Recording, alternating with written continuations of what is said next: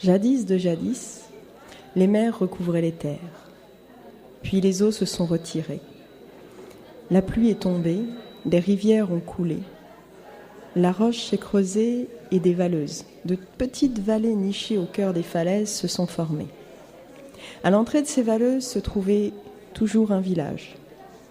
Et dans le village de Bruneval se trouvait une femme. Elle avait un fils. Mais elle, ce qu'elle voulait par-dessus tout, c'était avoir une fille. Elle priait jour après jour, elle faisait tout ce qu'il fallait, mais jamais elle n'arrivait à avoir une fille.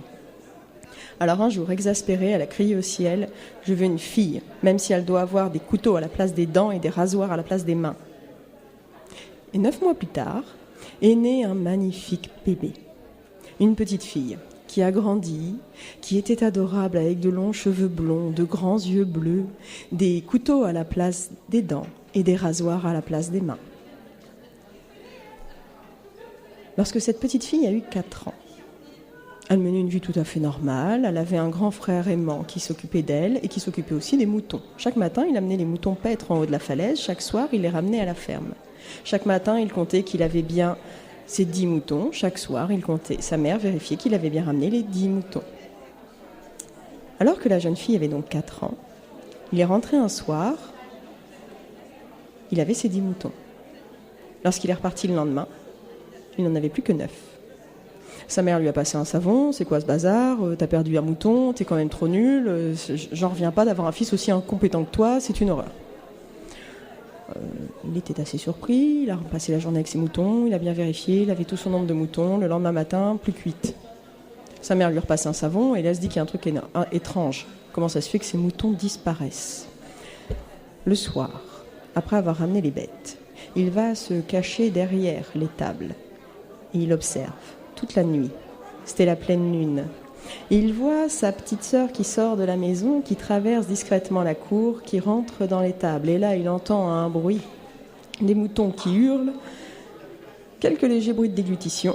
Et après quelques heures, sa petite sœur ressort.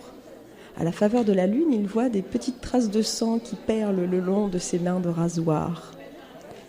Le lendemain, il va voir sa mère et lui explique « Maman, c'est ma petite sœur qui mange les moutons, il faut faire quelque chose. Et bientôt, il n'y en aura plus. Hein. Une fois qu'elle aura mangé tous les moutons, qu'est-ce qu'on va faire ?» Sa mère, elle ne l'a pas cru. Elle l'a engueulé. Et lui, il en a eu marre. Il s'est dit qu'il n'allait pas risquer sa vie pour tout ça. Il a pris ses 2 petits chiens et il est parti. Quelques années plus tard, il est revenu au village. Ses 2 chiens avaient grandi. C'était devenu de bons gros chiens de berger. Il avait acheté un cheval. Et lorsqu'il est arrivé à l'orée de la forêt, il a laissé ses 2 chiens pour ne pas effrayer les gens. Il est avancé dans les champs avec son cheval. Il a trouvé étrange, il y avait même pas d'oiseaux en fait. Personne ne travaillait, pas un son. Il a continué d'avancer. Dans le village, c'était complètement désert. Il a tourné, il a été de rue en rue, quand d'un coup, derrière lui, il a entendu « Grand frère !» T'es de retour ? C'est bien ça. Viens avec moi.